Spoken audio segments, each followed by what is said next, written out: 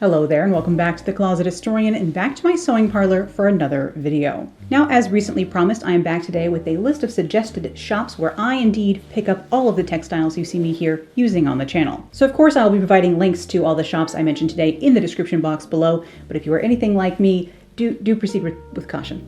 And one last disclaimer to say that none of this is sponsored. I've actually never done a sponsored project. None of my materials have ever been provided here on the channel by anyone other than my patrons who, of course, fund my work, fund these videos, and fund everything I do. So thank you to the patrons for letting me experiment with these textiles and try out these shops actually and be able to relay the information that I will today, which I say just to disclaim that these are all my own opinions and my own experiences with these shops. Some I've ordered from only once, sometimes multiple times. So I'll give you my experience I've had with these websites if I have ordered from them. Sometimes I find a resource that I have not even actually grabbed anything from, but I just like to know it's there in case I ever particularly need something strange. Also, I will warn you, this is not a bargain-friendly list. This is not going to be the list of where you find fabrics on the cheap. Sadly, I have my own addiction to textiles has progressed beyond what is either responsible or even perhaps could be considered sane amounts of money to be spending on fabrics. But if you're looking for something on the fancy side or just after an old-fashioned splurge, have I got the resources for you?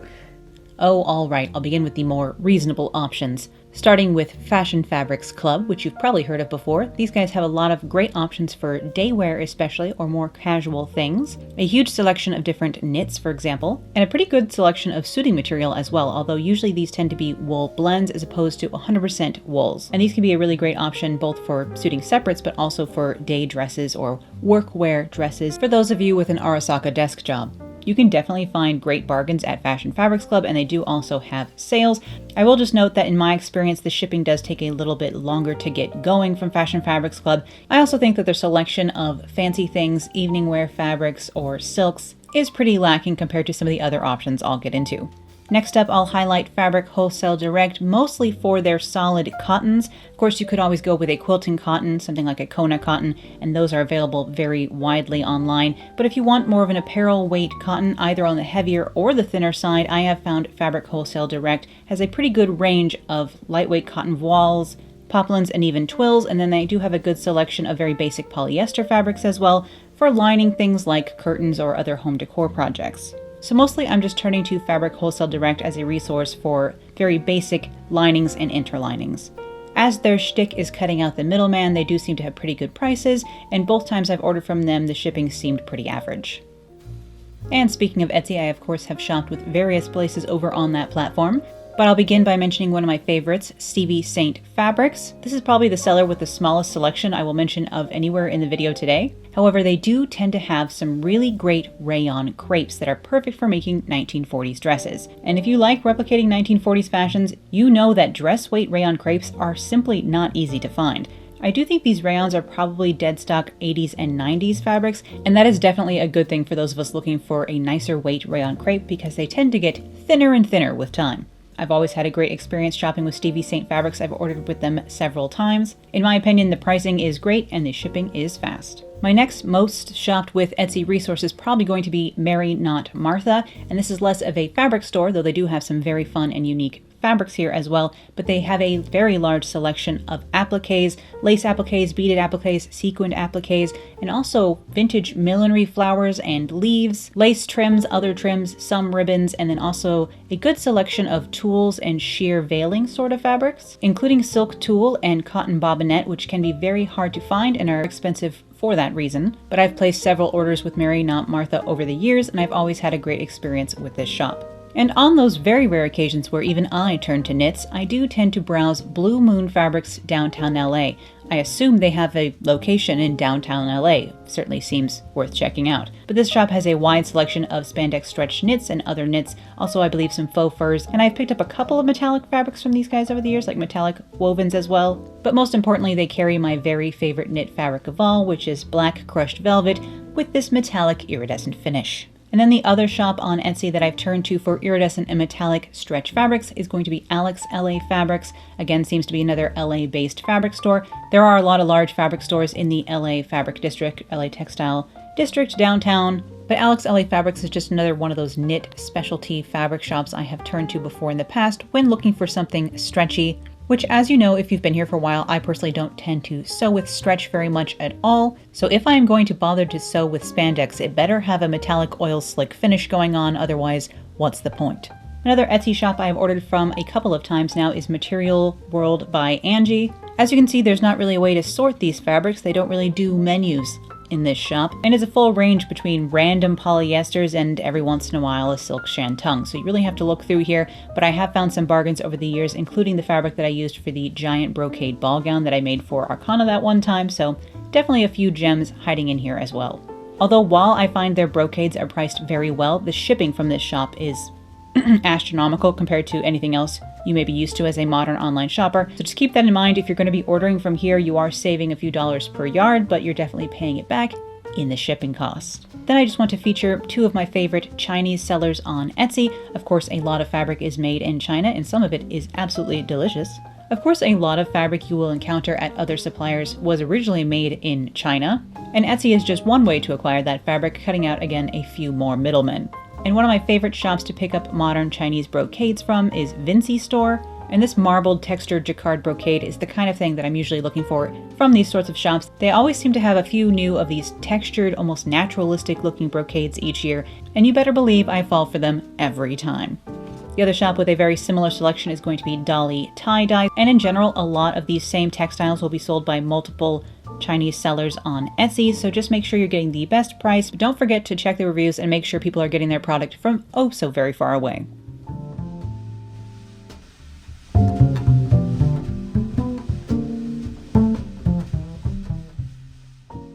And thus I am through discussing the options that are more on the practical or bargain side of things, and now we must move into the shops where I truly find myself most often of all, including, of course, the brand name you've heard me say over and over again dozens and dozens, if not hundreds of times here on this channel, moodfabrics.com.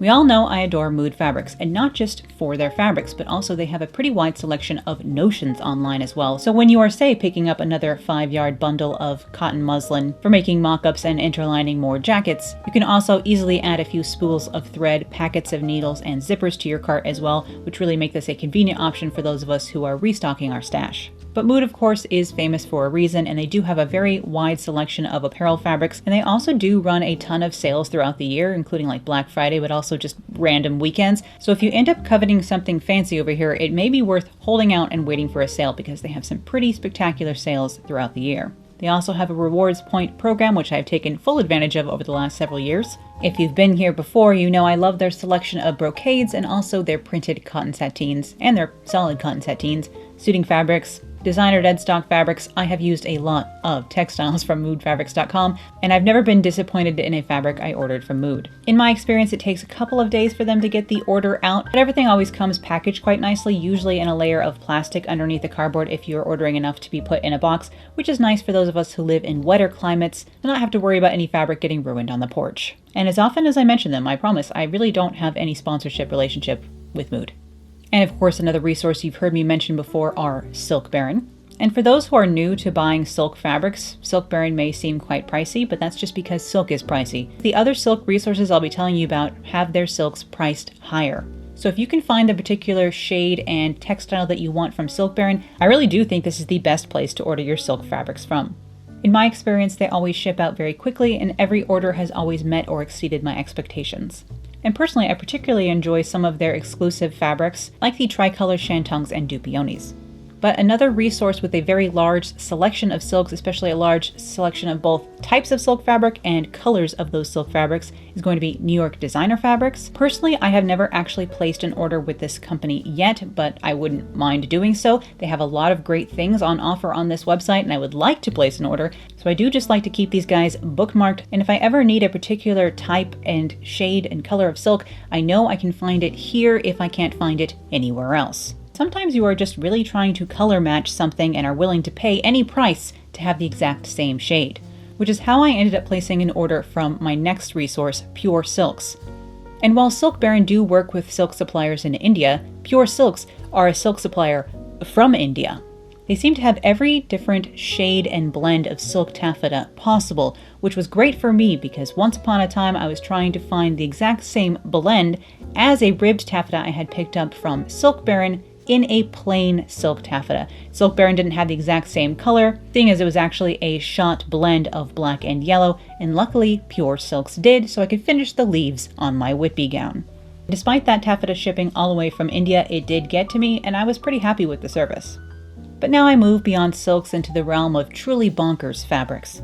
Not only designer deadstock, but also just fabric from the same mills that a lot of high-fashion European designers are shopping with. I discovered Fabrics and Fabrics a couple of years ago while I was trying to seek out that super shiny Armani fabric. You know the one, the high gloss, glassy organza. It comes in organza. It comes in an organza-faced satin sort of fabric. And in my search for that textile, I found Fabrics and Fabrics, and how unfortunate for me. I have placed a couple of orders with Fabrics and Fabrics now, and one of the nice things about shopping with a luxury fabric retailer is just how fast the shipping is as well, because they will have this yardage sitting on your table within a couple of days.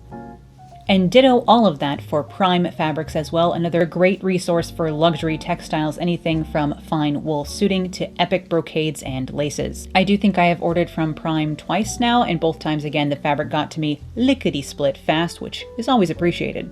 And all of the fabrics I have picked up from these last two resources, while on the pricier side, were definitely worth the splurge and that luxury price tag.